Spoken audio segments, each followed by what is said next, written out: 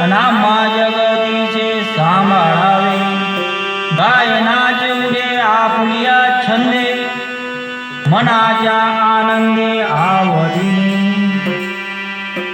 तर महाराज म्हणतात, तुकोबा अभंगात काय सांगतात? तर ते म्हणतात, देवा माझी सेवा तुम्ही काय करणार? सज्जन म्हणजे संत म्हणतात, देवा माझी सेवा तुम्ही काय करणार?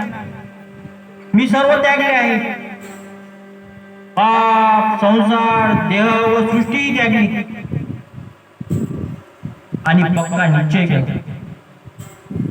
कोणता पक्का निश्चय केला? तर कापुनी देईन शील आणि पाहे कृपण की उदार. या जगाला हे म्हणणे, या जगाला हे म्हणणे, यापासून काय फायदा?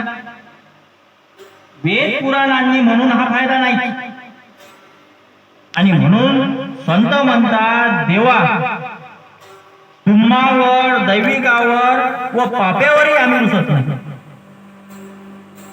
तर मनाने निश्चय हा झालेला नाही.